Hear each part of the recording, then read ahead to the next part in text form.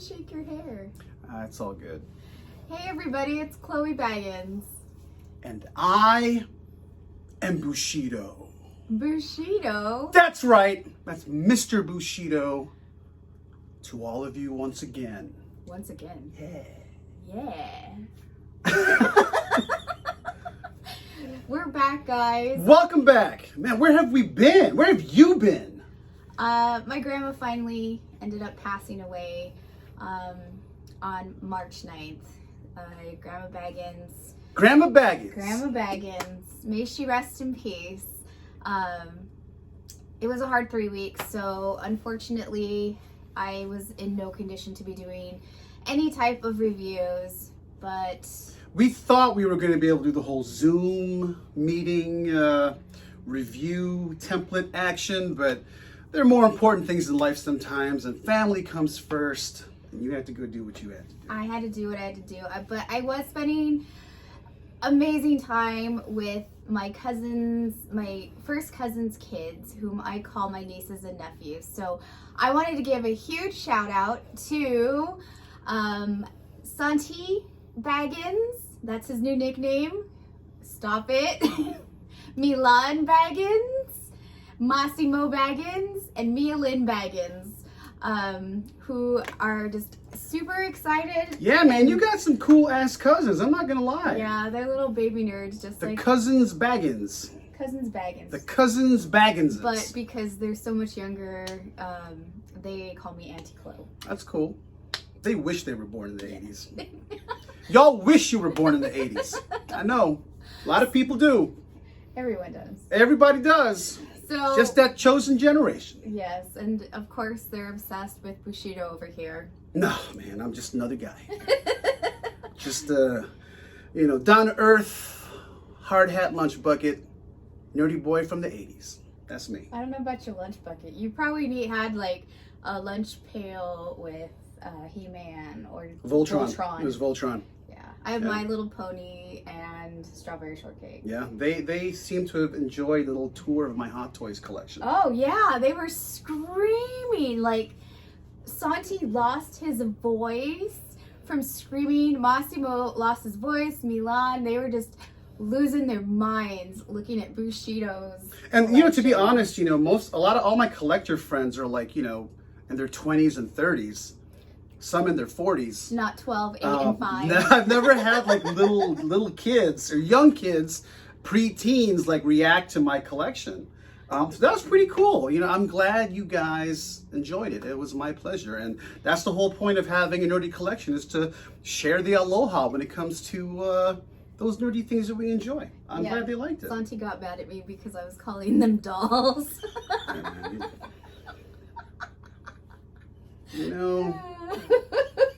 All right. Now we're going to get into the official reviews now that we've done our official shout out to the cousins Baggins. Do you guys notice that Bushido here got a dope ass haircut?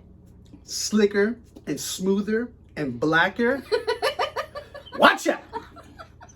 Just put some respect on it, Let's get into the Falcon and Winter Soldier.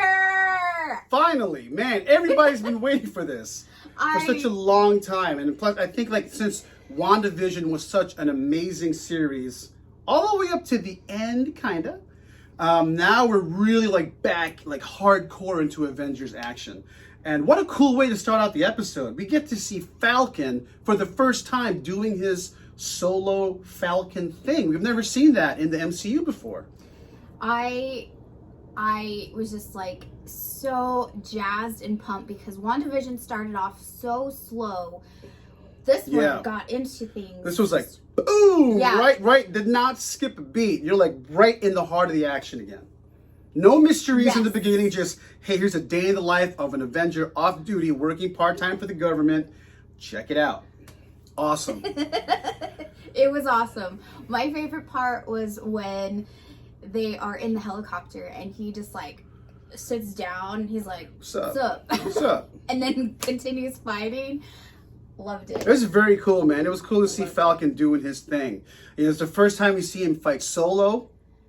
And he's fighting, again, street level adversaries. He's not fighting Thanos' army is not fighting super soldiers yet. He's fighting like terrorists.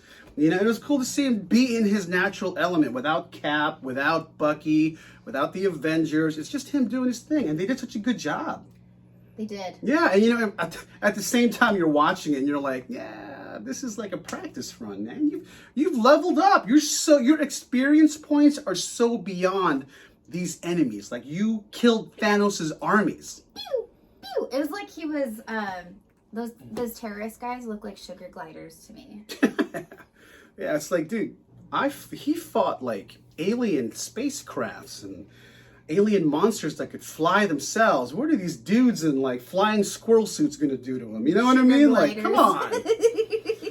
So it's like, it's cool, it was fun watching it, but you're like, you know, he's gonna come out okay at the end of this, you know? So yeah. Very cool. What did you think about the reintroduction to James, Bucky, Oh, you know, I'll be honest, I think as far as storytelling goes, I am definitely far more intrigued with Bucky's journey through this story in their series. You can see, it opens up, he's in therapy. Oh no, it doesn't open up with him in therapy. He's having a nightmare.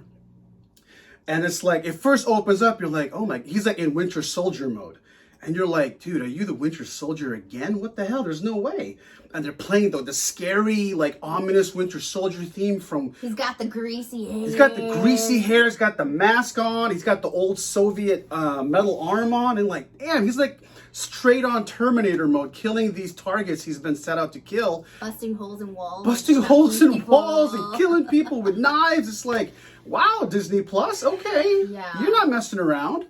And then you see this Asian guy just caught up in the wrong time, wrong place.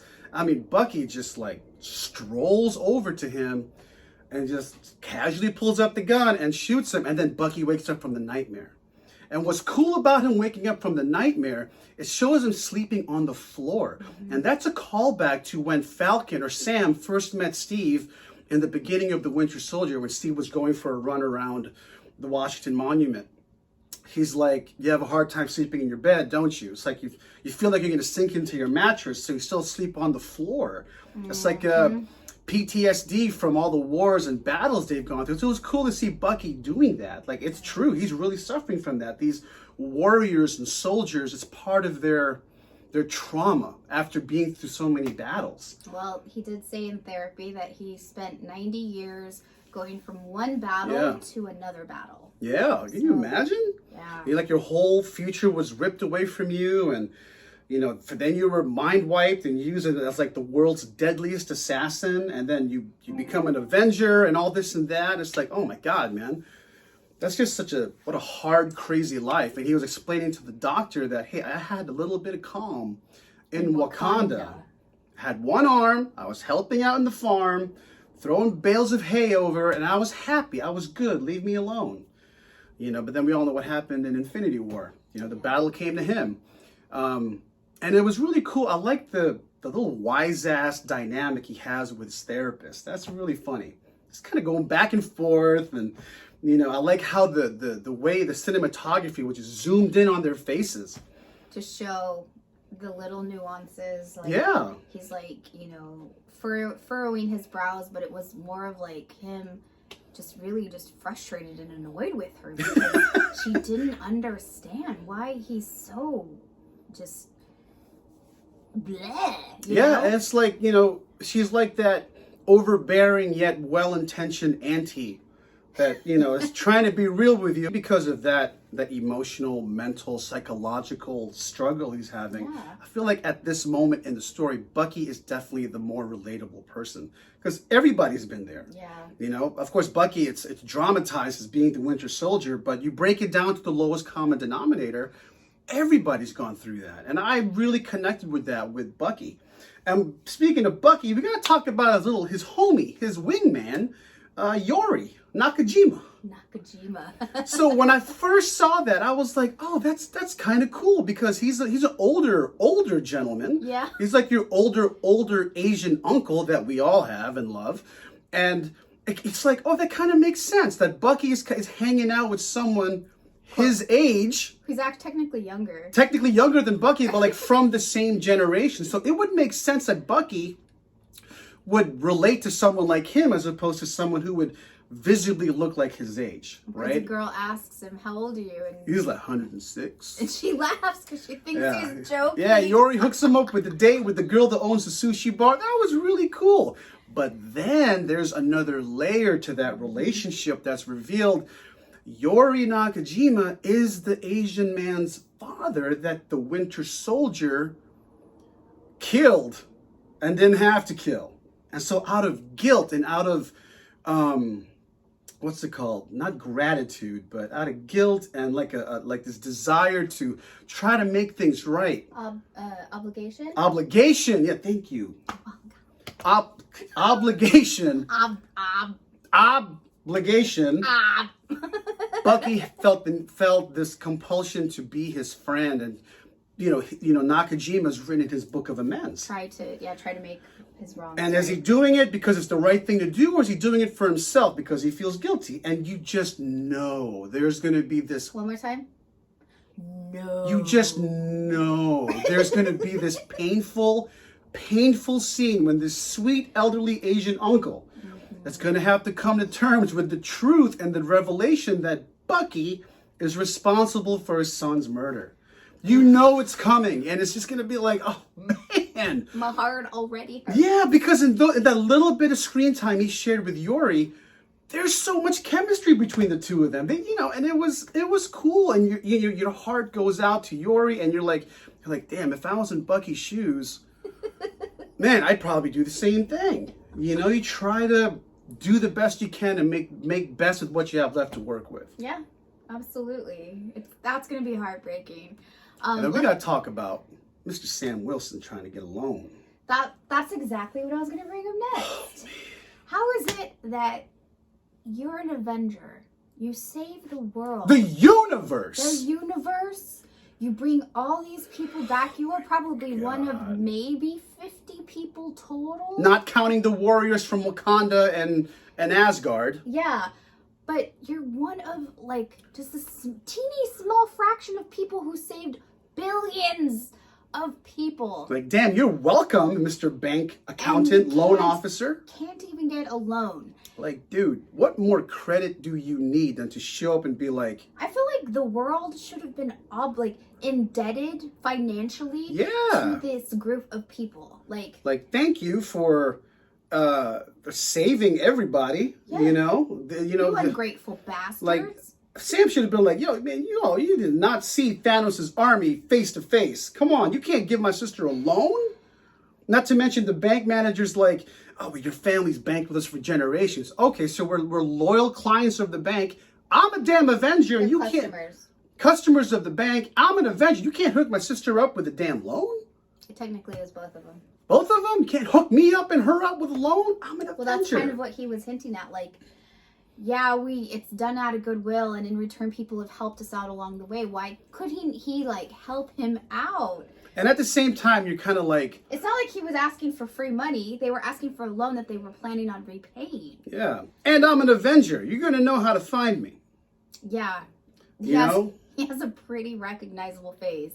And it's at the same time, you're thinking yo, you can't call Pepper. You can't call somebody that has the resources to help you out. That, a $500,000 loan is going to be nothing to them. And it's not like they wouldn't help you. You know what I mean? All they were asking for was $20,000. Something, yeah. That blows my mind. Yeah. Enjoy your selfie, sir. Yeah. Yeah, post that on your social media, but you can't hook me up with a loan? Middle fingers flying in the air. Man.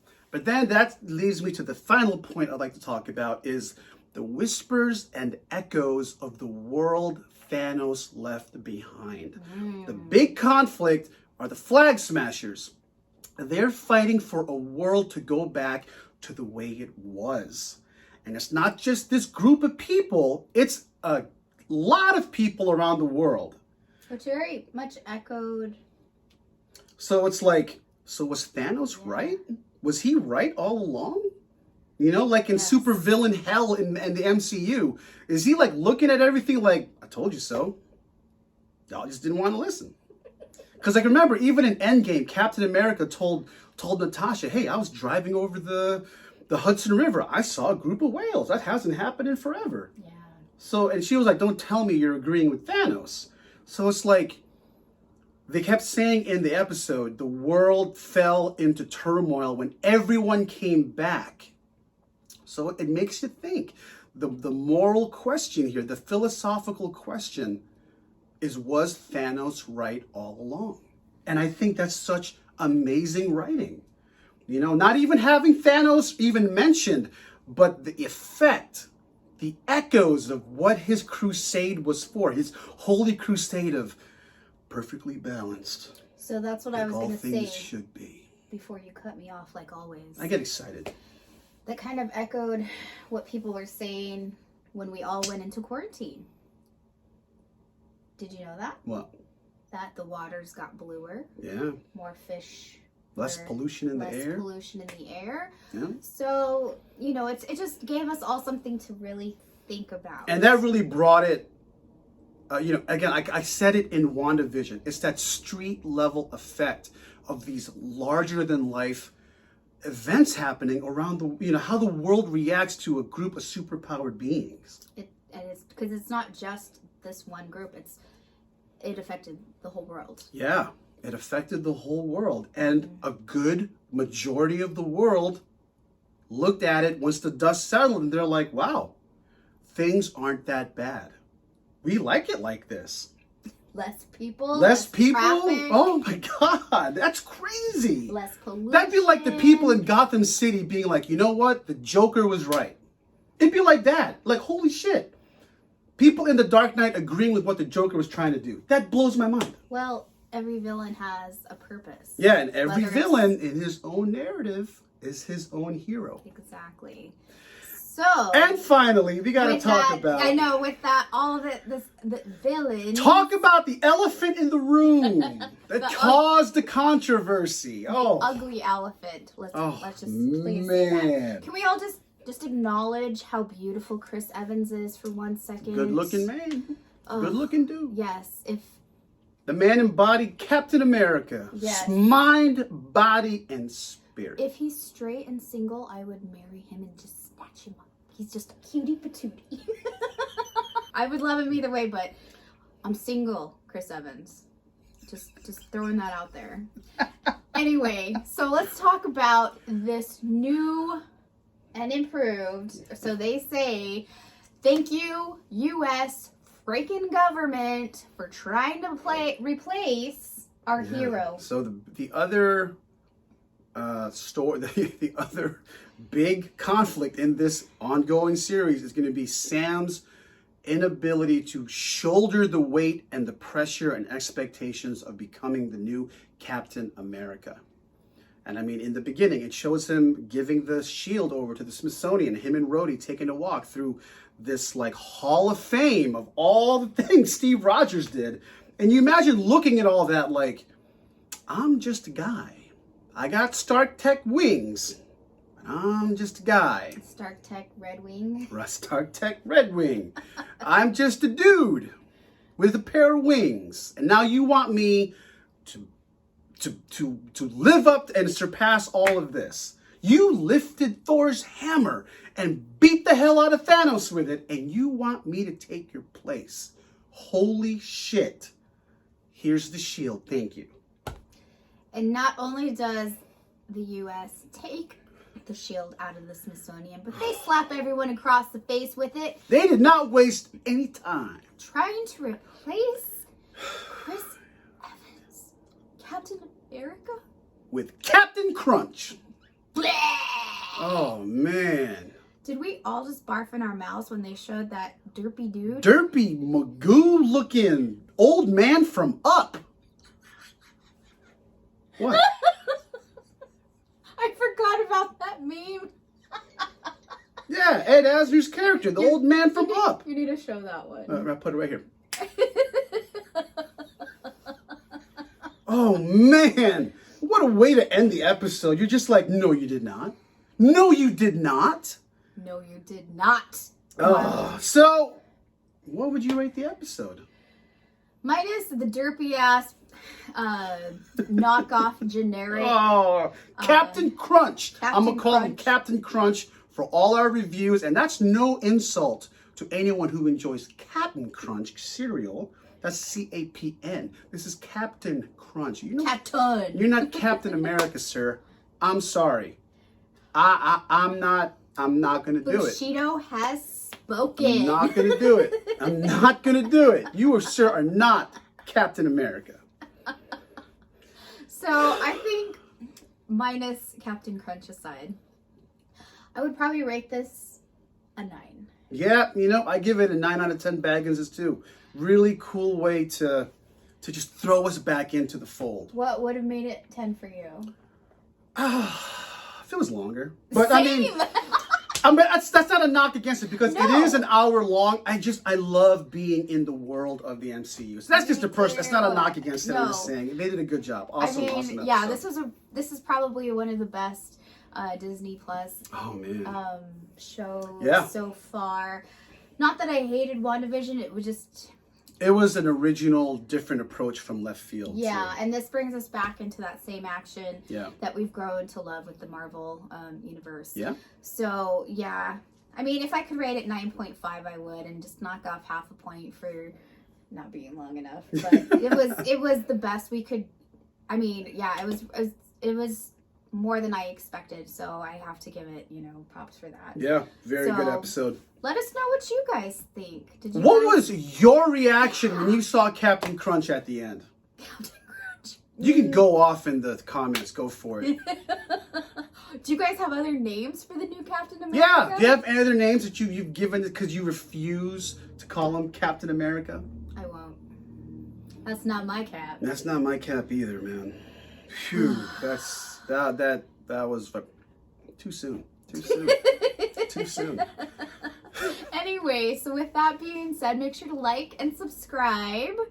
And shout out to all of our subscribers who have already followed us. And thank you for sticking with us. Thank you for being patient and so understanding that when life happens, we got to take care of family first. Absolutely. And as always, Be good to yourself and to those around you. Stay safe, stay healthy, and no matter what, be excellent to each other. And Wakanda forever. And ever. Captain Crunch my ass.